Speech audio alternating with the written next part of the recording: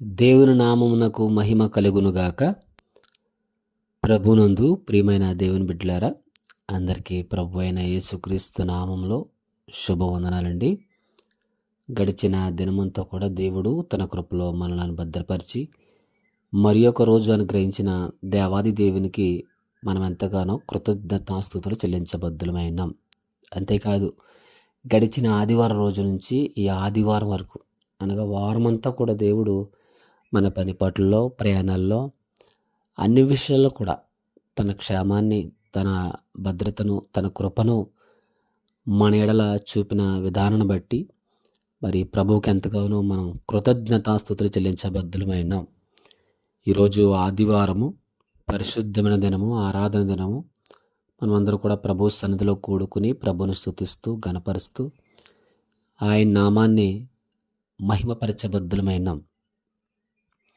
దేవుని వాక్యం సెలవిస్తున్న మాట, 6 దినాలు మీ పనులు చేసుకుని 7వ దినమైన విశ్రాంతి దినాన్ని ప్రభు సన్నిధికి రండి, నా సన్నిధికి రండి అని దేవుడు ఆజ్ఞాపించాడు. కనుక ఈ ఆదివారం దిన మనం ప్రభు సన్నిధిలో కూడుకుని ప్రభుకి కృతజ్ఞతాస్తుతులు చెల్లించబద్దులమైనాం. గడిచిన వారం మనం ఒక వాక్యం ధ్యానించుకున్నాం. కృతజ్ఞతాస్తుతులతో ఆయన సన్నిధికి వచ్చేదము, కీర్తనలు పాడుచు ఆయన పేరట సంతోషగానము చేయుదుము.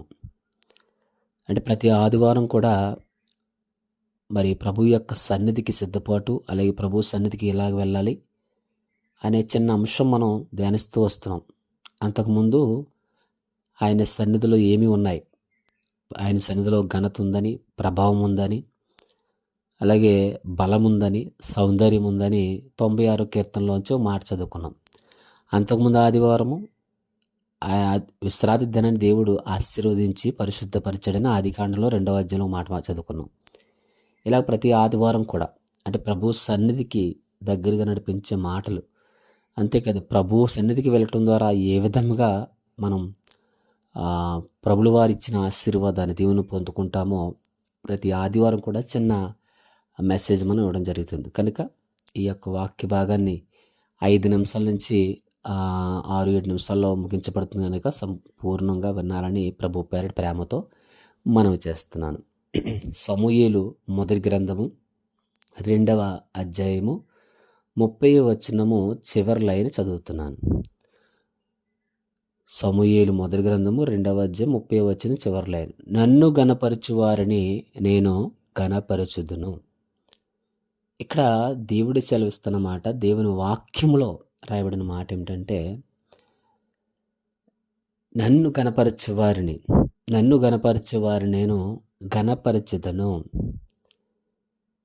ప్రియులారా, మనం ప్రభు సన్నిధిలోకి వెళ్ళి ప్రభువుని గణపరిచినప్పుడు, ప్రభుని మహింపరిచినప్పుడు, ఆయన నామానికి ఘనత ఇచ్చినప్పుడు ప్రియులారా, దేవుడు మనకు ఘనతనిస్తాడు. ఈ మాట, ఈ వాక్యము ఏ సందర్భంలో దేవుడు చెబుతున్నాడంటే, ఇక్కడ ఏలీ కుటుంబము దేవుణ్ణి గణపరచకుండా వారు ఘనత తెచ్చుకుంటూ దేవుని మర్చిపోయారు. అటువంటి సందర్భంలో దేవుడు చెబుతున్న మాట ఏమిటంటే, నన్ను గణపరిచే వారిని గణపరుస్తాను. అంతేగా తరమని చూస్తే నన్ను తృణీకరించేవారు తృణీకారం పొందుదురు. వారు దేవుణ్ణి తృణీకరించారు, దేవుని సన్నిధిని తృణీకరించారు, దేవుని సన్నిధికి వీరు వ్యతిరేకంగా జీవించినట్టుగా మనం 2వ అధ్యాయంలో మనం చూస్తాం. కనుక మనం ప్రభు సన్నిధికి మనం వెళ్ళి ప్రభు నియమాన్ని గణపరిచినప్పుడు, ప్రభువుని మహింపరిచినప్పుడు మనం ఎంతగానో ఘనతను పొందుకుంటాం. ఈ లోకంలో వచ్చే ఘనత కన్నా దేవుడిచ్చే ఘనత చాలా గొప్పదండి. ఏమంటే ఆదివారం రోజు కూడా ప్రభుని విడిచిపెట్టి, ప్రభు సన్నిధిని విడిచిపెట్టి ఆయన సన్నిధికి వెళ్లకుండా దేవుని బిడ్డలుగా ఎందరైతే ఉన్నారో వారు ఒక పరిశీలన చేసుకోవాలి, పరీక్షించుకోవాలి. ఎందుకో తెలుసండి, ఎన్నో పనులు లోకంలో ఉన్నాయి, వారమంతా చేసుకోమన్నాడు దేవుడు. ఆదివారం దిన ప్రభువుకి 2 గంటలు, కనీసం 2 గంటలు దేవుని సన్నిధికి ఇమ్మని దేవుడు ఆజ్ఞాపించాడు. పిల్లలు కనీసం 2 గంటలు కాదు, ఆ దినమే ఇమ్మన్నాడు. కనీసం 2 గంటలు మనం వెళ్ళకపోతున్నామంటే చాలా బాధాకరమైన విషయం. కొంతమందికి చాలా ఎమర్జెన్సీ పనులు, లేదా ఏదో ఒక వర్క్, లేదా ఏదో ఒక ఉద్యోగాలు ఉంటుంటాయి. తప్పేం కాదు, కష్టపడి పని చేసుకోవడం. 6 దినాలు పని చేసుకోవాలి, ఒకవేళ ఏడవ దినం విశ్రాంతి దినాన్ని కూడా లేదా ఆదివారం దినం కూడా ఉంటే ఒకవేళ 2-3 సర్వీసులు 4-3 సర్వీసులు ఉంటున్నాయి ఆదివారం రోజు. కనీసం ఏదో ఒక సర్వీస్‌కు ఉదయం వర్క్ ఉంటే సాయంత్రం వెళ్ళడం, సాయంత్రం వర్క్ ఉంటే ఉదయం వెళ్ళడం. ఈ విధముగా ఏదో ఒక సందర్భంలో మనం ప్రభువుని దగ్గరికి వెళ్ళినప్పుడు ప్రభువు మనల్ని బలపరుస్తాడు. ప్రభువు మనల్ని ఘనపరుస్తాడు. ఏవండి, నన్ను ఘనపరిచేవారు నేను ఘనపరుస్తానంటాడు దేవుడు. నువ్వు ఎప్పుడైతే దేవుని నామాన్ని ఘనపరుస్తావో, దేవుని నామాన్ని మహింపరుస్తావో, దేవుని స్తుతిస్తావో, దేవుడు నీ జీవితంలో కూడా గొప్ప ఘనత ఇస్తాడు పిల్లరా. అందుకే 91 కీర్తనలో ఒక మాట మనం చదువుతా, అక్కడ మాట, అతడు నా నామం ఎరిగిన వాడు గనుక నేను అతని ఘనపరిచెదను. దేవుని నామాన్ని ఎరిగిన నిన్ను దేవుడు ఘనపరుస్తానంటున్నాడు. దేవుణ్ణి తెలుసుకోవాలని నిన్ను దేవుడు ఘనపరుస్తాడు.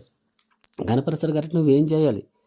ఏమండి, దేవుడి దగ్గరికి వెళ్ళి ఆయన నామాన్ని మనం ఘనపరచాలి.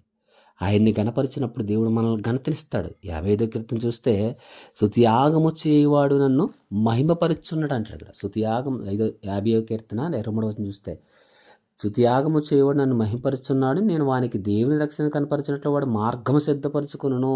దేవుని రక్షణ కనపరుచుకునేటట్లు, అది ఆత్మరక్షణ కావచ్చు, కుటుంబ రక్షణ కావచ్చు, లేదా వ్యక్తిగత క్షేమం కావచ్చు, కనపరుచుకునేటట్లంట దేవుడు మార్గాన్ని సిద్ధపరుస్తాడంట.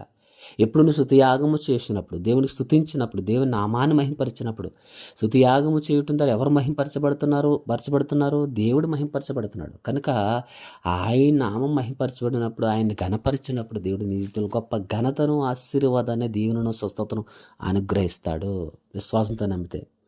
కనుక 6 దినాలు మనం పని చేసుకుని 7వ దినం విశ్రాంతి దినాన్ని మనం ప్రభు సన్నిధికి వెళ్ళి ఆయన్ని కనపరచాలి. ఈ మాట ఏ సందర్భంలో చెప్పాను సమూయేలు మొదటి గ్రంథంలో.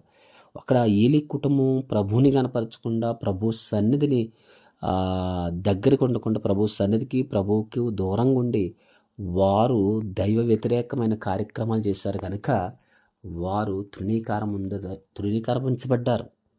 దేవుని దగ్గర నుంచి దూరం అయిపోయారు. చివరికి దేవుని సన్నిధి వరకు దూరం అయిపోయింది, చేసుకున్నారు అలాగా. కనుక ప్రియులారా, మన జీవితాల్లో దేవుని గణపరిచి, దేవునికి ఇష్టలుగా, దేవునికి అంగీకారంగా, దేవునికి దగ్గరగా నివసించి దేవుని నామాన్ని మహింపరిచే బిడ్డలుగా ఆదివారం దిన ప్రభు సన్నిధికి వెళ్ళి ప్రభువుకు దగ్గరగా నివసించి ఆదివారం దిన ఆయన గణపరిచి ఆయన ఇచ్చే ఘనతను, ఆశీర్వాదం పొందుకొని తెలియస్తే కొద్ది మాటలు ముగిస్తున్నాం. ప్రార్థన. సకల ఆశీర్వాదాలకు కారకుడు అయిన పరలోకమందున్న మా తండ్రి, మీ ఘనమైన నామమునకు, శ్రేష్టమైన నామమునకు లెక్కింపలేని స్తోత్రాలు చెల్లించుకుంటున్నాం ప్రభు. ఈ ఆదివారం ప్రభు సన్నిధిలో ప్రతి ఒక్కరు పాల్గొని మీరు ఇచ్చే ఘనతను, మిమ్మల్ని ఘనపరిచి మీరు ఇచ్చే ఘనతను పొందుకుని సహాయమును దయచేయండి. ఎందరైతే ప్రార్థన లోపల దయచేయమని మీ కృప చూపించమని సమస్త మహిమ ఘనత ప్రభావం మీకే ఆరోపిస్తూ యేసు క్రీస్తు వారి నామని ప్రార్థనడు వేడుకొంచున్నాం తండ్రి.